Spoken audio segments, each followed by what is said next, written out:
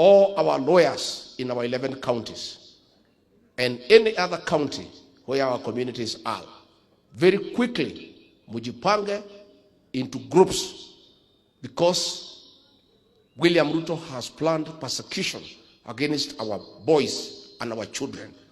Mawakili wa jamii yetu, vile wa Nyandarua wamefanya, vile wa Kirinyaga, katika kila county, by the end of the week, mtengeneze group ya mawakili ya kutetea vijana wetu wakipelekwa kotini.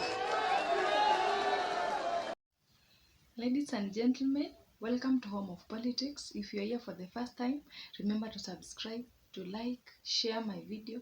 Remember also to leave your opinion in the comment section so that we can have a feedback.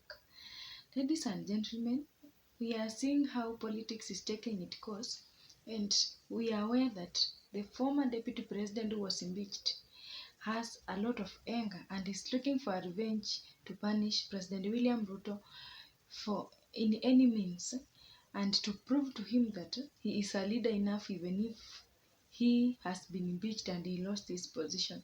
And so there is threats everywhere. He is claiming that his life is in danger.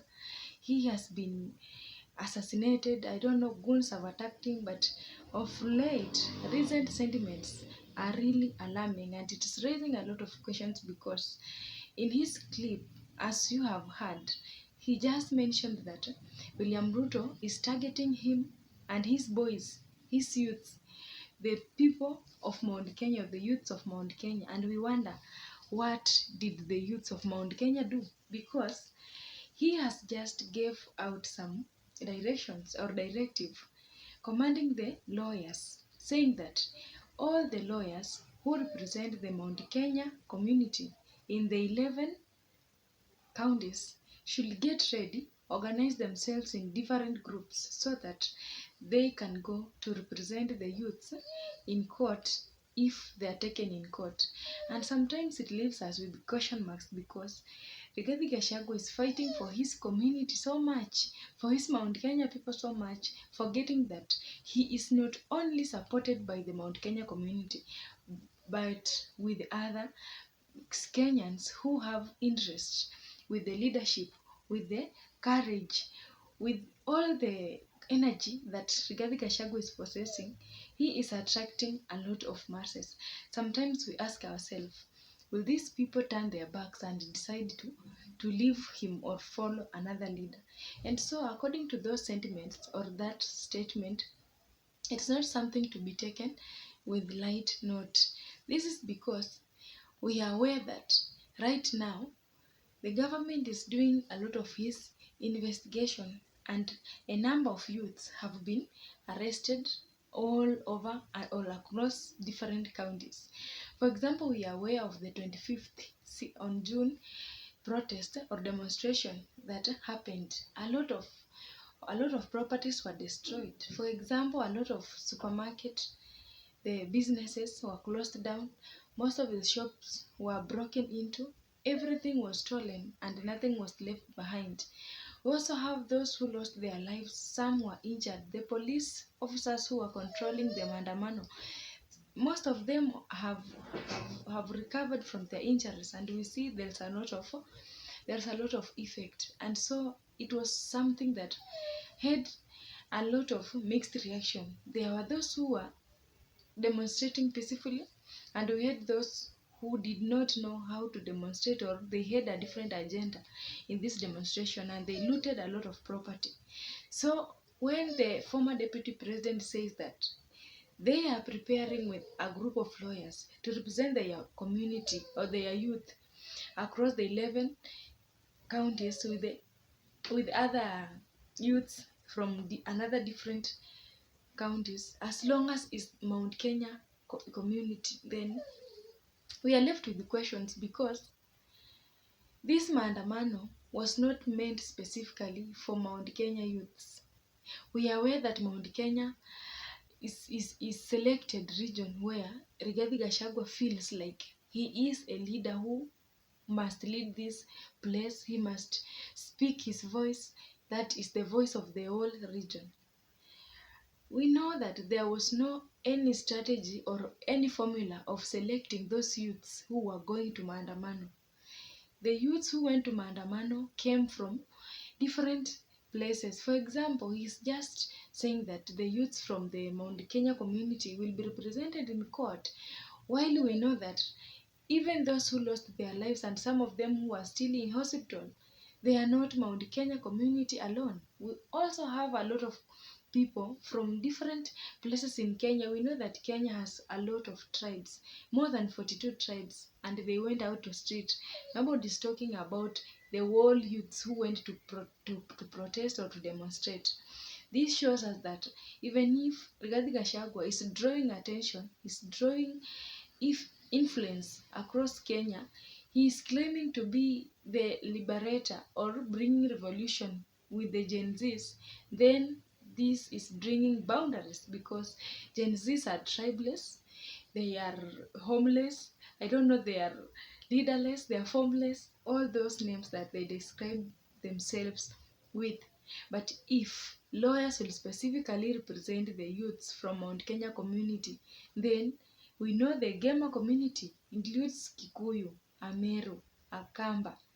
We also have the other remaining communities. And so we wonder if a tribe like maybe Luya, the Gusi, the Luo, who went in the street, which lawyer will represent them? Because we know that if Rigathi Gachagua is speaking like that, himself will fund or will pay these lawyers because they cannot go do something for nothing because it is their career, it is their job, they need payment. And so it is depicting or it is reflecting the future whereby even if he is hiding in the name of Gen Zs that he is bringing change, revolution, or he is having sympathy with the youths or Kenyan youths who went in the street, then this is a selective formula whereby if any other community feels like that, like they are youths should be represented in court, then they should produce their own lawyers. That is what the statement means. We are not against him fighting for his community, but he must look into a keen angle because it is not Mount Kenyan youths that lost their lives alone. We have a lot of youths, we have a lot of people whose businesses were closed down. Most of people right now, they who were affected by the demonstration, they even don't have a stock to start another business. They are just there crying as if they will be compensated, but no one is talking about compensation. No one is talking about maybe securing or looking for a way because these were the businesses that were bringing food on the table. They are only talking about other things. And we are aware that right now, if you hear the government is coming for someone, especially the youths, the DCI have or the detective agencies have made follow-up and they have their records. For example, in those regions where there was vandalization of properties, for example, police stations were burned into ashes, the courts, we also have offices, county offices that were destroyed. We are aware that it did not do itself or by miracle. We had people who had hands in that destruction. And for instance, as we speak right now, more than 11 young youths, they have been arrested. Others 21 years, others 17 years, others 22 years. And you wonder, what made these young people to go and burn a police station or the court? Maybe it is according to their anger, how they could do what it took them to street to do because they were committed, they had their reasons. But if you hear someone has been arrested or he or she is being investigated, then there's a reason behind it. And if the former deputy president come in the broad daylight saying that they are forming group of lawyers that will defend these youths in court, if they will be taken to court, then we are left with a lot of questions.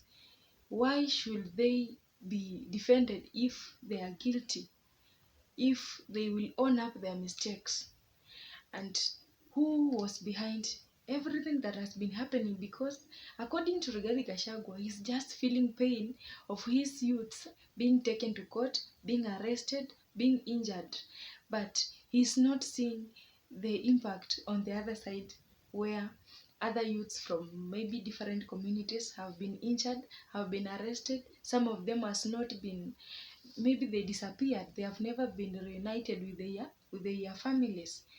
He is not even looking at different angle where different counties or different tribes or people who are supporting his party and his energy in politics. So I think he must come out, explain to us what that statement means, because it seems that he's having boundaries. He's not dealing with our whole Gen Z as a Kenyan youths, but is just dealing with the youths from Mount Kenya community, from 11 counties and any other county, as long as you belong to Gema community. Make me understand. Give me your comments in the comment section. Let's share, what did Rigathi Gachagua mean, and what is the impact of him talking issues to do with boundaries to Gen Zs or to these youths, yet we know that the youth are united. They speak one language.